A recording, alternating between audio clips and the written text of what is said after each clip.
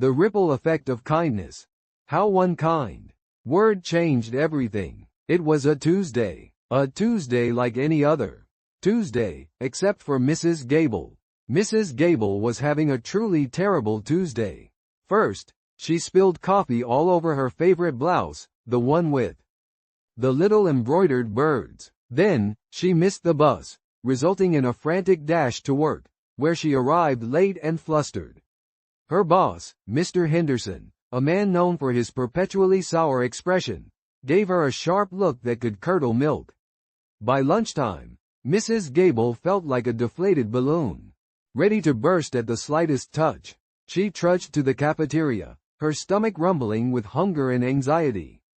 The line was long, and the aroma of overcooked vegetables did little to improve her mood. She just wanted to go home, curl up on the sofa, and forget the whole day ever happened. As she shuffled forward, a young boy, no older than 8, stood awkwardly near the end of the queue. He held a crumpled dollar bill, his eyes wide with apprehension. He looked lost and small amongst the bustling crowd. He was clearly trying to order something, but he seemed too shy to ask. Mrs. Gable, lost in her own misery, initially barely noticed him. She was preoccupied with her own troubles, her own disastrous day. She wanted nothing more than to grab her lukewarm soup and escape. But then, she saw it. The boy's lower lip trembled slightly. A single tear rolled down his cheek. He was about to give up. Something in Mrs. Gable shifted. The weight of her own problems, for a brief moment, lessened. She felt a pang of empathy, a surprising wave of compassion for this small, vulnerable child. It wasn't a dramatic, earth-shattering feeling, but it was there, a flicker of warmth in the cold, gray day.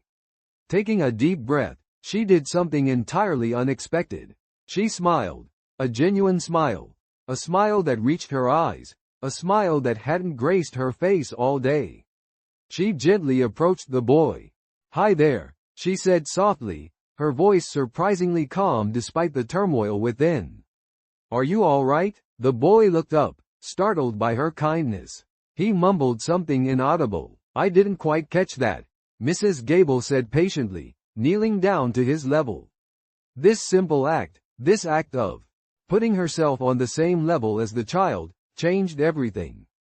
He finally found his voice, whispering, I want to buy a sandwich, but I don't know how to order." Mrs. Gable's heart melted. This tiny request, this simple need, felt immensely significant. She felt a surge of warmth, a powerful counterpoint to the chill of her morning. "Don't worry," she said, her voice full of gentle reassurance. "I'll help you." She guided the boy to the counter, helping him choose a sandwich and patiently explaining the ordering process. She even helped him count his change. The interaction was brief, but the impact was profound. The boy, his face radiant with relief and gratitude, mumbled a shy, "Thank you," before scampering off to a nearby table to devour his sandwich.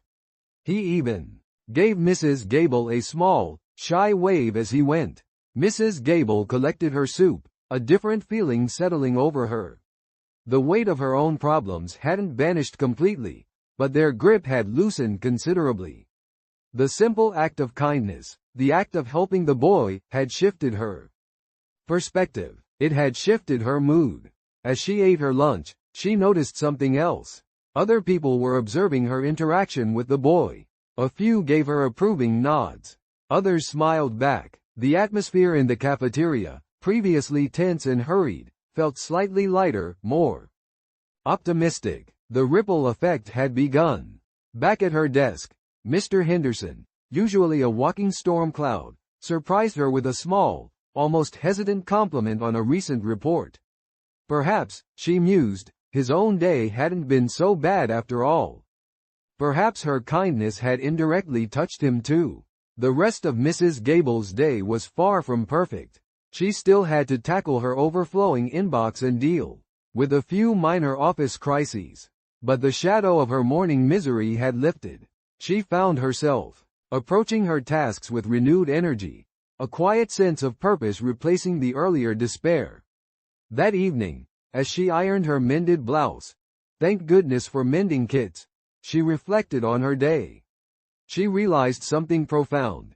It wasn't the act itself that made the biggest difference, but the feeling it evoked.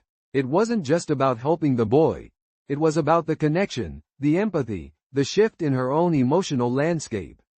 The act of kindness had not only brightened the boy's day, but it had fundamentally changed her own.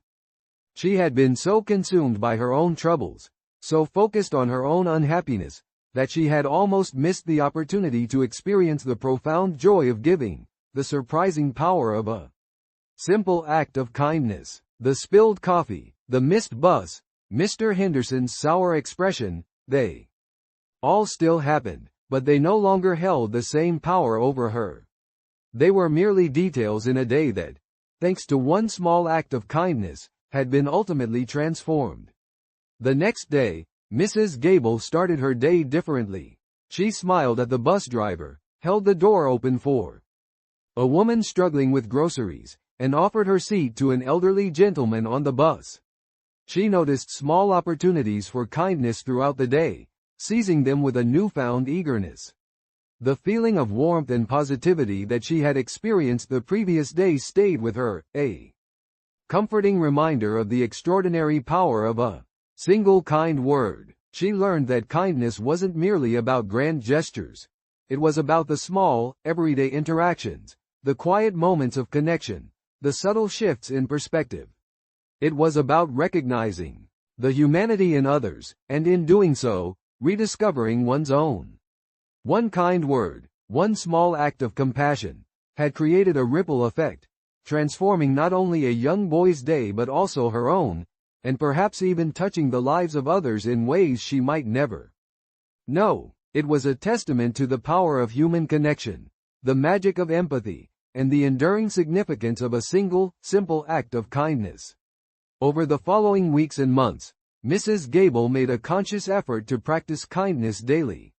She volunteered at a local soup kitchen, helped her elderly neighbor with her groceries, and even started a small garden in her community to share fresh vegetables with those in need. Each act, however small, filled her with a sense of purpose and joy, a reminder that even the smallest gestures could have the most profound impact. She discovered that kindness wasn't just a feeling, it was a practice, a way of being. It wasn't about self-sacrifice, but about recognizing the interconnectedness of human lives, the understanding that by helping others, we ultimately help ourselves. The simple act of offering a kind word, a listening ear, or a helping hand could truly transform a day, a life, and perhaps even the world.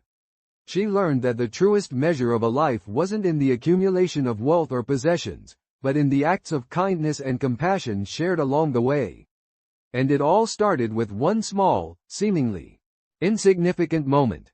A simple, "Hi there," and a genuine smile offered to a shy, tearful boy in a cafeteria on a Tuesday. A Tuesday that, thanks to the ripple effect of kindness, would forever be remembered as the day everything changed.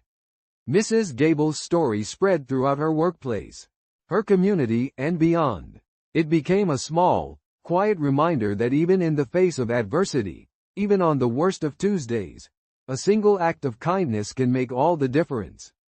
It was a story about the extraordinary power of ordinary kindness, a story that proved, time and time again, that a kind word could truly change the world, one day at a time. And the world, in its own quiet way, responded in kind.